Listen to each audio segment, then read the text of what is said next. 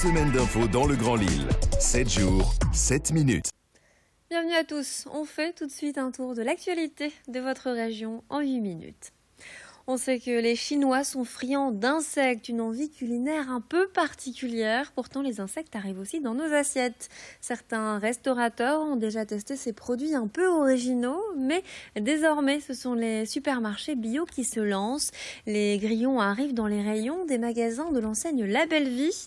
Pour les plus réfractaires, je vous rassure, ils n'ont plus leur apparence visqueuse. Les insectes ont été séchés, sont présentés sous forme de biscuits apéritifs ou encore de pâtes.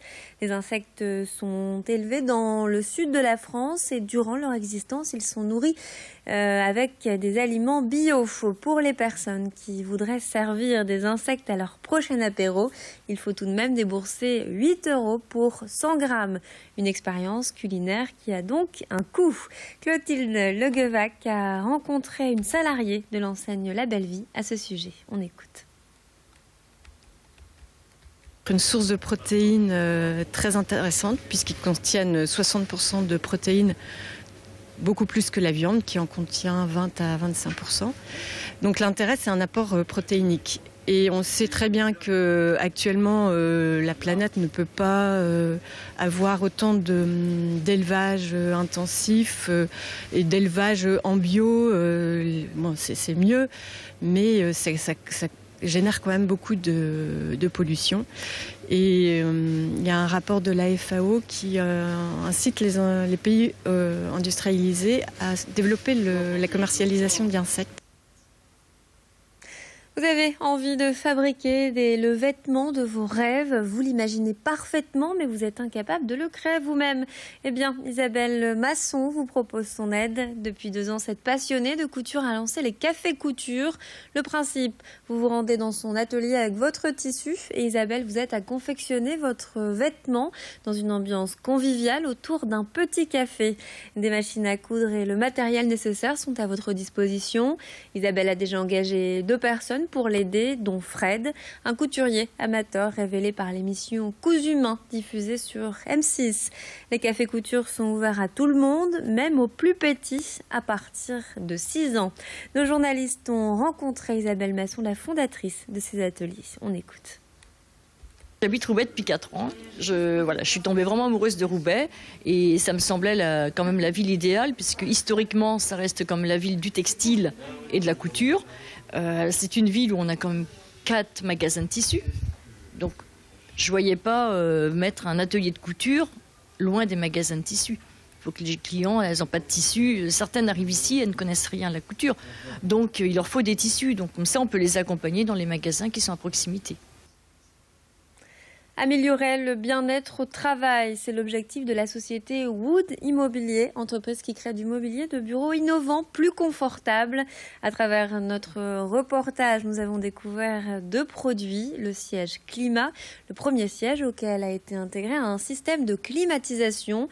Il procure donc du frais en été, de la chaleur en hiver. Il a déjà été testé par les employés de la marque de prêt-à-porter H&M en Belgique. Et le bureau Walk, sa hauteur est réglable, mais l'innovation principale, c'est son tapis roulant. Tout en travaillant, le salarié peut faire de l'exercice. Un système pour se dégourdir les jambes et éviter les contractions musculaires dues à la position assise. Idil Gunay a rencontré Romain Dupire et Bruno Maillet, les 2 hommes qui se cachent derrière ce matériel innovant. On écoute.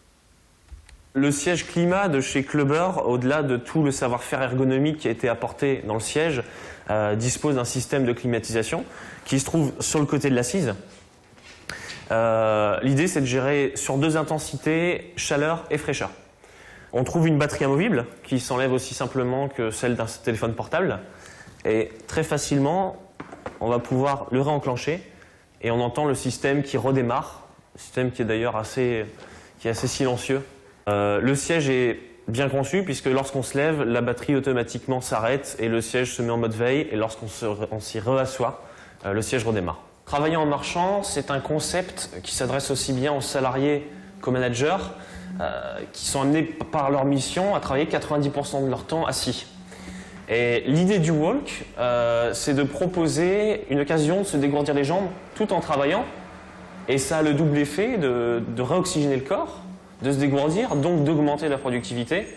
Et la finalité, c'est de lutter contre les troubles musculo-squelettiques. Alors là, je me déplace à 1,4 km/h. L'idée, c'est d'apporter une vitesse de marche suffisamment basse pour que je puisse encore me consacrer à une activité intellectuelle. Et donc, produire un travail. Redonner l'envie d'aller à la bibliothèque et de dévorer des bons bouquins, c'est la mission de Billy Brouette. La Brouette, cet outil pédagogique, ludique et innovant a été lancé dans le cadre de la lutte contre l'illettrisme du ministère de la Culture. Les jeunes partent donc à la chasse au trésor dans les allées des bibliothèques accompagnés de Billy La Brouette. Pour le moment, l'outil est en test dans 4 médiathèques départementales. En avril, elle devrait être proposée à plus grande échelle. Explications et images à ce sujet au micro de Louis Caillé. Le rôle du bibliothécaire est très intéressant parce que nous, on s'était juste dit, bon, mais ils vont aller interroger le bibliothécaire pour trouver le livre. Ce qui est vrai, mais en fait le bibliothécaire se prend aussi au jeu et dans les tests, on a eu des bibliothécaires qui accompagnaient les enfants du début à la fin de l'activité avec des retours. Les bibliothécaires nous disaient « Ah, c'est super, on a 8 ans commun, on s'est amusé ». Et en fait, ils faisaient un groupe avec les enfants et donc il y a vraiment un lien qui s'est créé. Et ça, c'était quelque chose d'essentiel pour nous, on était vraiment très contents sur cette partie-là. Il y a quand même tout un principe sur Billy, c'est de s'amuser. C'est ce qui passe en priorité. Donc par exemple, un enfant qui réussit pas une mission, c'est pas grave, on lui en met une autre et puis c'est tout, c'est pas un souci.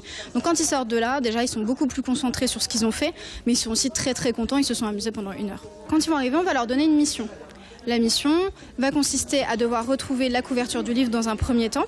Une fois que c'est fait, il faut retrouver le livre dans la médiathèque. Et là se pose le problème on ne connaît pas la médiathèque, on ne sait pas comment c'est rangé. Et donc l'enfant va aller solliciter la bibliothécaire. Ça, c'est une étape très importante parce que ça crée un vrai lien humain à la fin, ce qu'on a pu voir sur les évaluations et les tests. Une fois qu'il a trouvé le livre, à l'intérieur du livre, il y a une petite fiche mission qui va être chercher une information type trouve le nom du père de Falbala, page 23.